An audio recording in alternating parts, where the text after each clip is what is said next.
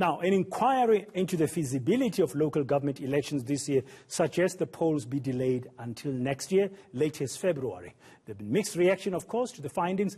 Let's get the view now of the opposition, the official opposition in the Republic. That's Werner Horn from the DA joining us now.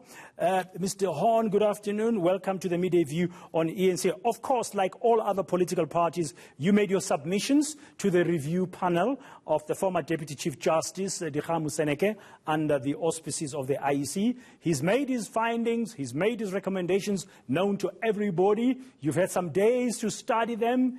Now, in the next hour or so, we're expecting the IEC to tell us what is the way forward. What are you hoping the IEC will decide? Yeah, good afternoon. Thank you for the invitation. Look, from our side, we are hoping that the IEC will show a commitment and an obedience to our Constitution, which even in the Moseneke report, it is quite clearly spelled out that constitutionally we are to have the elections by the 1st of November. We have advised the IEC that whilst we are appreciative of the investigation and the report, I don't think it gives all the answers. The type of community immunity that the Judge Moseneke referred to during the oral submissions he invited, which is ultimately not contained in the report as the benchmark for an election in February. And then the question, of course, must be asked if community immunity has not been reached, whether the elections will really be safer than in a lower infection period towards the end of October. And the second aspect, which will be problematic, is that if the expected fourth wave does arrive towards the latter part of the year and the beginning of next year, then of course we will sit with the same problem, that the regulations will make canvassing and campaigning very difficult to near impossible in the run-up to a February election. And in that sense, unfortunately, the Moseneke Commission, in the uncertain times we are living in, despite the fact that it said that an end of February postponement is a once-off and a final postponement, the question must be asked whether that in all practical realities will be the case if it is postponed till the end of February. Do you want the elections in October? Sorry, I didn't get that. Do you want, as the DA, the elections to be held in October? Well, yes, we advise the IEC that in our view, in any event, in order to approach a court successfully for any postponement, is that in our view it will have to show that it has done everything possible to first make an end of October election possible. And in our view, the Minister of Health this morning announced that we are moving out of the third wave. The IEC must first look into whether it can make a timeline work in which it has the registration weekend somewhere in August, stretch the filing date for candidates' lists of parties to the end of the month, end of August, beginning of September, and then work at around the clock speed to make ballots and voters' rolls available, given the fact that it is becoming clearer that we are to see a lower period of infections towards September, October, with a lot of uncertainty as to when a likely fourth wave will arrive in South Africa. Mr. Horn, you've used the word uncertain a couple of times, uncertain.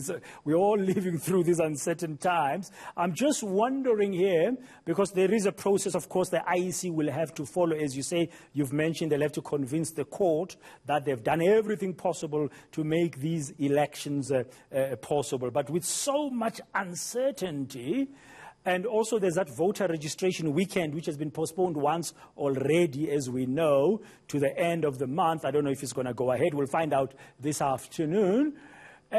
Shouldn't we look at the country's interests at the most? I'm just asking this hypothetical question and say, it is in the best interest of the country to hold these elections when we've achieved population immunity in terms of vaccination. Shouldn't we just do that and say DA, ANC, EFF, UDM, ACDP, and whoever else, Freedom Front Plus, can we just put the South African hat on? I see you've got a beautiful flag of South Africa behind you, not the DA emblem. So I'm talking to you now as a South African. Shouldn't we just do that?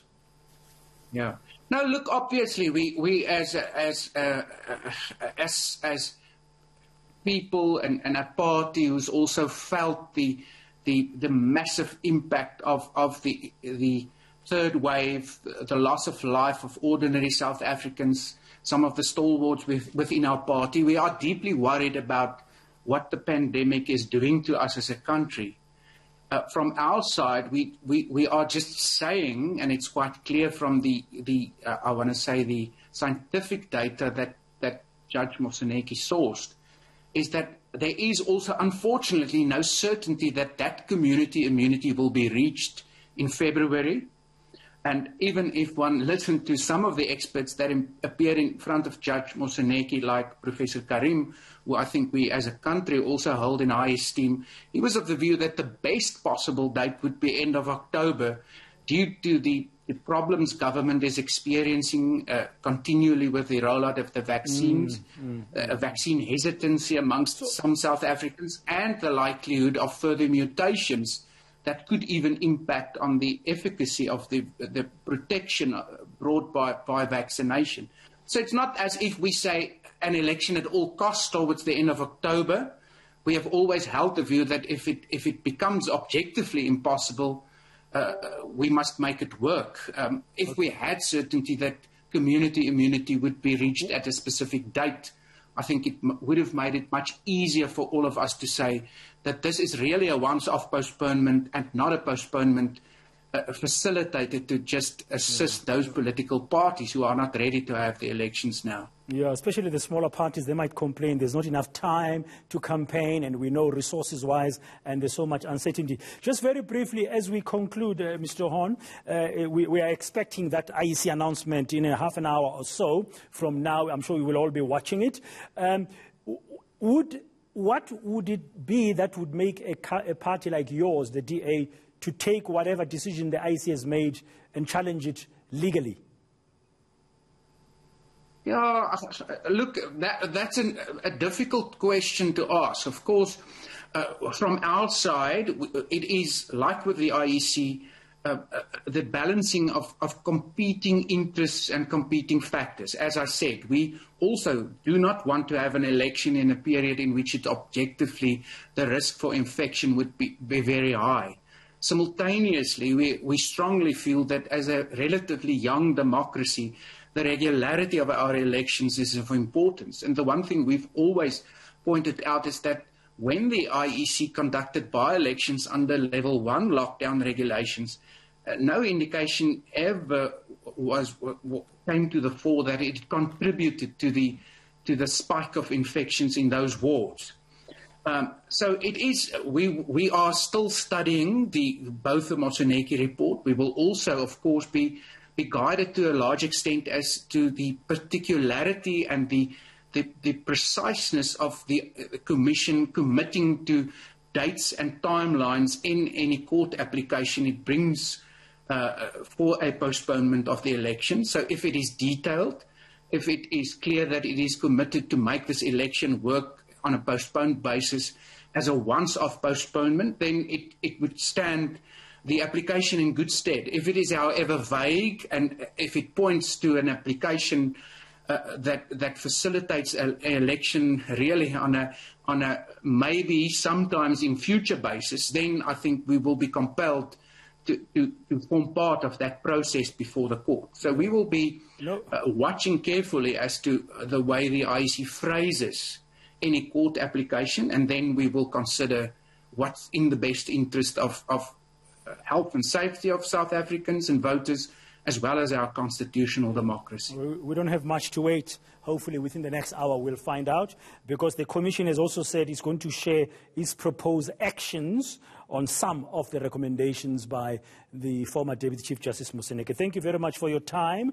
Werner Horn, he's speaking on behalf of the official opposition party, the DA, as we build up to the IEC's announcement around 2 o'clock or so this afternoon, and when they'll be, of course, announcing what is the way forward following those recommendations by the former Deputy Chief Justice Moseneke's review panel on whether or not we should be having elections in October. They've recommended a postponement. Now,